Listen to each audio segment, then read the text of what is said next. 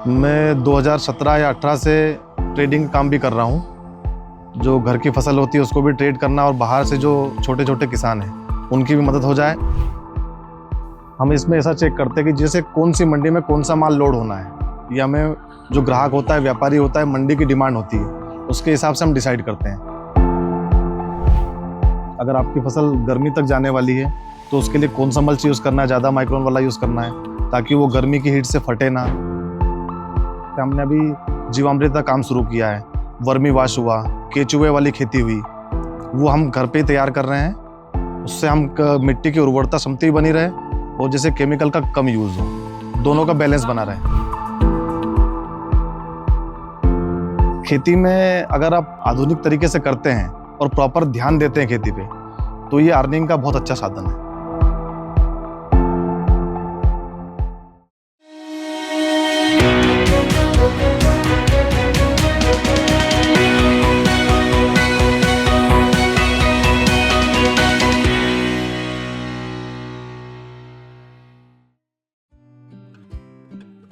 भारत के हर खेत में एक सौंधी महक है। ये महक विरासत की है, एक ऐसी विरासत जो कई वर्षों के संघर्ष की कहानियां सुनाती है। ऐसी ही एक कहानी है जितेंद्र यादव की, जिन्हें खेती विरासत में मिली और उन्होंने इस विरासत को आधुनिकता से जोड़ और आगे बढ़ाया। नमस्कार, मैं जितेंद्र दिनेश यादव, भिलड़देव की नगरी ग्राम नांगलवाड़ी बुजुर्ग से। सन 70 के आसपास मेरे दादाजी ग्राम नांगलवाड़ी बुजुर्ग पुरानी ज़मीन बेचकर यहाँ आए थे। यहाँ उन्होंने अपनी भैंसों के और परिवार के लालन पालन के लिए 24-25 एकड़ ज़मीन खरीदी थी। उसमें सिर्फ पारंपरिक खेती होती थी जो बारिश के पानी से होती थी, कुछ संसाधन नहीं थे। जब मेरे पिताजी ने खेती शुरू करी तो उन्होंने कुछ नई टेक्नोलॉजी, नई फसलें, उन सबको समझकर, घूमकर, देखकर फिर शुरुआत करी। तो जब हम बहुत छोटे थे, बचपन था हमारा, तब पिताजी ने पपीता के अच्छे अच्छे प्लॉट तैयार किए थे और मिर्च के प्लॉट हुए, वो सब खेती करी थी। जितेंद्र जी का बचपन खेतों से ही जुड़ा था। पढ़ाई के साथ ही अपने पिता के साथ खेत में आना, खेती की बारीकी सीखना उन्होंने बचपन से ही शुरू कर दिया था और यहीं से आधुनिक खेती का पहला बीज उनके मन में पैदा हुआ। जब मैं पढ़ाई कर रहा था इंदौर, तो जब भी हम छुट्टियों पे आते थे तब खेत में थोड़ा बहुत उनका हाथ बटाने के लिए जाते थे। मैंने इंदौर में अपना एमकॉम कंप्लीट किया है। उसके बाद मैंने 2 से 3 साल तक MPSI की तैयारी की थी, जिसमें किसी कारणवश कुछ नंबर कम होने से मेरा सिलेक्शन नहीं हो पाया। उसके बाद मैं गाँव आ गया था और पापा के साथ खेती में जुड़ गया था। फिर धीरे धीरे जिम्मेदारियां बढ़ती गई, वो सौंपते गए कि फर्टिगेशन कैसे करना है खेत में, स्प्रेइंग कैसे करना है। फिर बाद में ट्रेडिंग भी उन्होंने सिखाया कि अपना माल कैसे बेचना है, क्वालिटी कैसे चेक करना है, सब उनसे ही सीखा है। अपने खेत में करीब 40 एकड़ में टमाटर लगा है, कम से कम 24 एकड़ में केला लगा हुआ है, 10 एकड़ में अदरक लगा हुआ है। 2017 में फसल की ट्रेडिंग का काम शुरू हुआ। जितेंद्र जी ने यह जाना कि कृषि से कृषि उद्यमी बनने के लिए फसल की ट्रेडिंग करना, उसे सही तरीके से ग्रेड करना और एक एक्सपोर्ट क्वालिटी का उत्पाद उगाना बहुत अनिवार्य है। फसल की ट्रेडिंग की कहानी में जितेंद्र जी ने छोटे किसानों को भी जोड़ा। ऐसे किसान जिनका बहुत कम उत्पाद होने की वजह से वे मंडी से दूर रह जाते हैं। मैं 2017 या 18 से ट्रेडिंग काम भी कर रहा हूँ।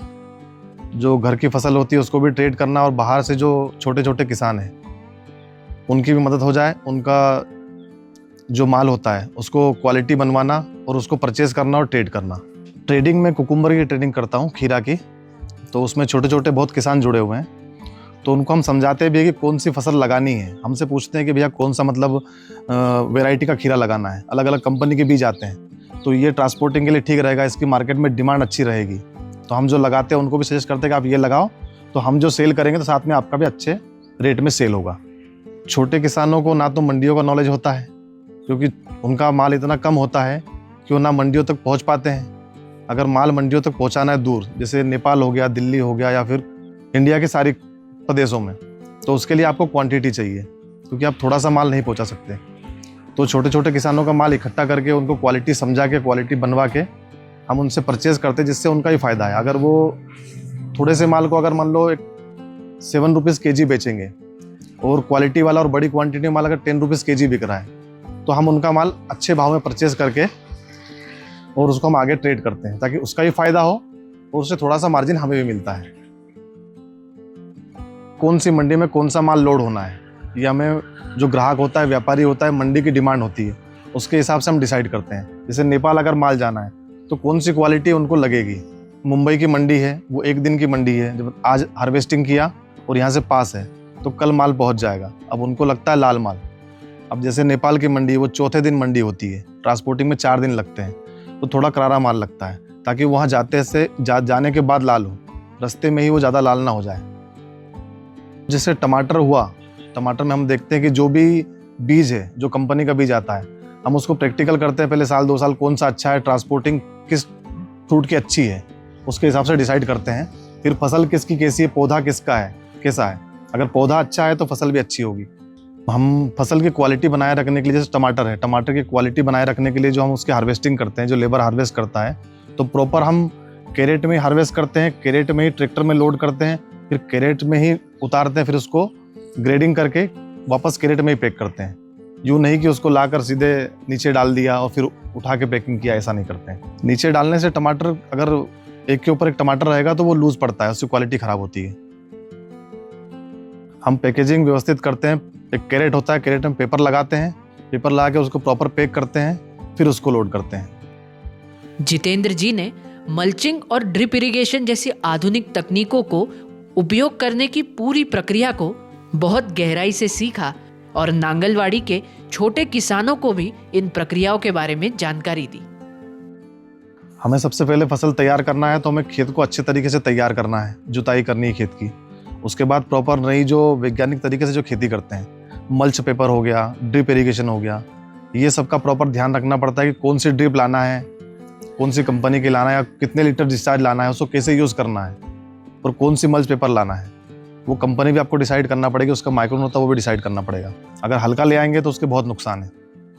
जैसे इसमें मल्च पेपर का अगर सिलेक्शन करना हो तो वो मौसम के हिसाब से करना पड़ता है। अगर आपकी फसल गर्मी तक जाने वाली है तो उसके लिए कौन सा मल्च यूज़ करना है, ज़्यादा माइक्रोन वाला यूज़ करना है ताकि वो गर्मी की हीट से फटे ना और सुरक्षित रहे। ठंड में यूज़ करना है तो कौन सा हल्का वाला भी कर सकते हैं, तो मौसम के हिसाब से डिसाइड करना पड़ता है। तो ड्रिप इरिगेशन से फर्टिगेशन होता है, बाकी स्प्रेइंग के माध्यम से भी जो फंगीसाइड वगैरह जो भी होता है पौधे को सुरक्षित रखने के लिए जो होते हैं वो सब अपन डालते हैं। ड्रिप इरिगेशन में आपको जैसे इसमें पर आवर पर लीटर डिस्चार्ज अलग अलग आता है। जैसे 1 घंटे में 4 लीटर पानी डिस्चार्ज होता है, 2 लीटर होता है, 1 लीटर होता है। तो आपको फसल के हिसाब से डिसाइड करना पड़ता है कि कौन सा आपको लेना चाहिए।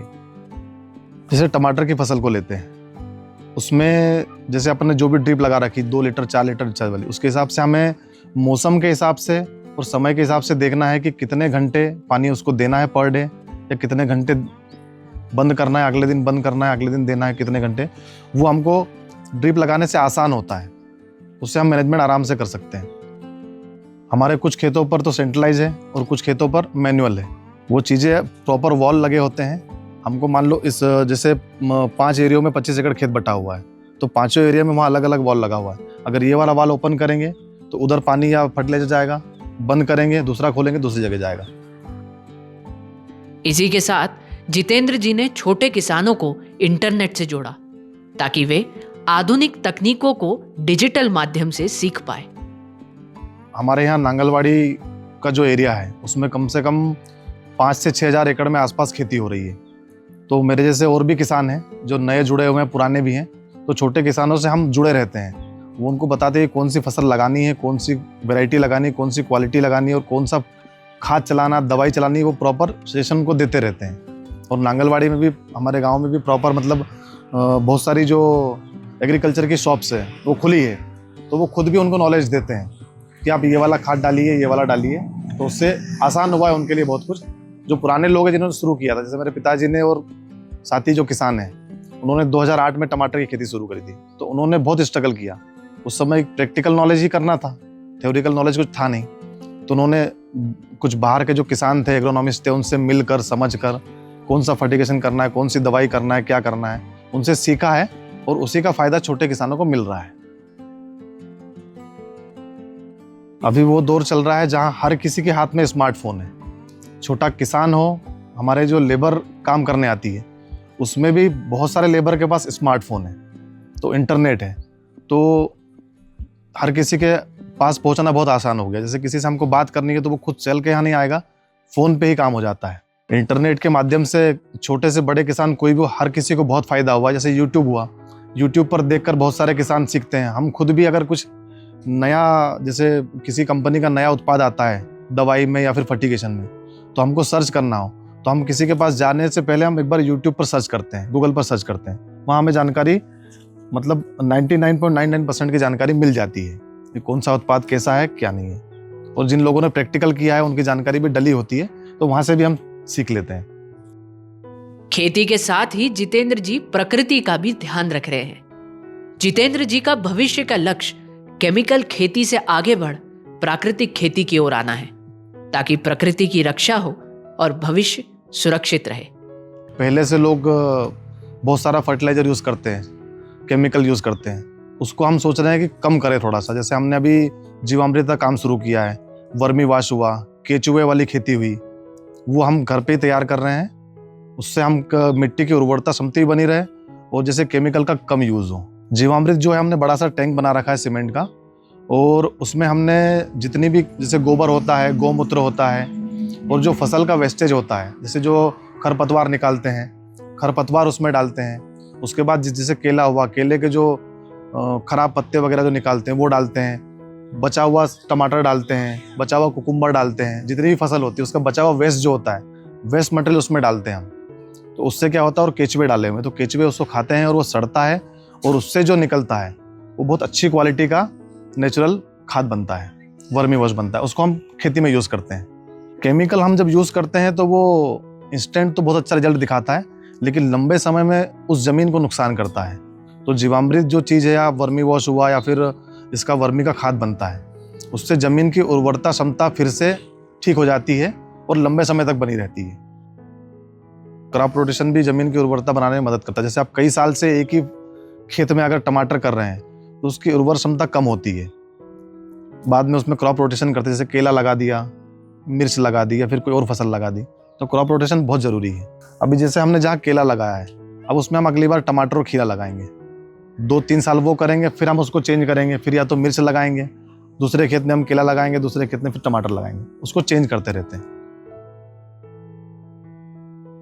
मैं उन युवाओं से ये कहना चाहूँगा जो कि पढ़ाई के बाद छोटी मोटी जॉब के लिए भटकते हैं, या फिर बोलते हैं कि जॉब नहीं है, जॉब नहीं है, तो जॉब करना ही एकमात्र आपके पास ऑप्शन नहीं है।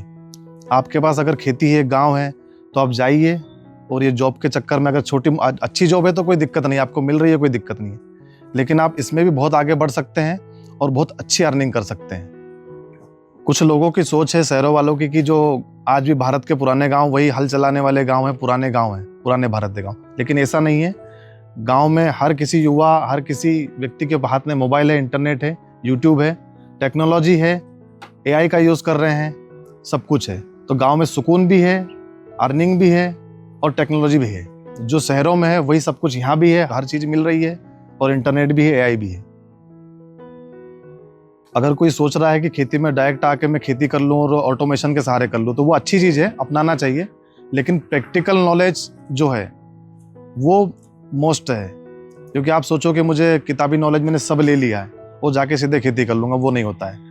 आपको प्रॉपर खेत में पर डे घूमना पड़ेगा, फसल को देखना पड़ेगा, चेक करना पड़ेगा उसको क्या लग रहा है, क्योंकि फसल भी एक जीवित ही है, तो उसको क्या लग रहा है, खाना कौन सा लग रहा है, कौन सा नहीं लग रहा है, बीमार हो रहा है, दवाई कौन सी लग रही है, वो सब हम अपने आंखों से देख कर ही समझ सकते हैं, किताबों से नहीं, या घर बैठे नहीं। आपको खेत में डेली समय देना पड़ेगा। आप अगर सोचे कि मैं एक दिन आऊँ 8 दिन नहीं आऊँ, तो वो सब्जी की खेती नहीं कर सकता, वो पारंपरिक खेती कर सकता है। फिर खेती में अगर आप आधुनिक तरीके से करते हैं और प्रॉपर ध्यान देते हैं खेती पे, तो ये अर्निंग का बहुत अच्छा साधन है। पर ईयर इसका टर्नओवर 2 से 3 करोड़ हो जाता है। अगर फसल का दाम जैसे अच्छा है, अभी भी टमाटर का दाम बहुत अच्छा है, तो इसका टर्नओवर साल भर का दाम के हिसाब से 4 करोड़, 5 करोड़, 2 करोड़ जाता है। इस विरासत की शुरुआत जितेंद्र के दादाजी से हुई। उनके दादा का समय पारंपरिक खेती का था। हर किसान सिर्फ बारिश की खेती पर निर्भर होता था और अनाज सिर्फ घर का पेट पालने के लिए उगाया जाता था।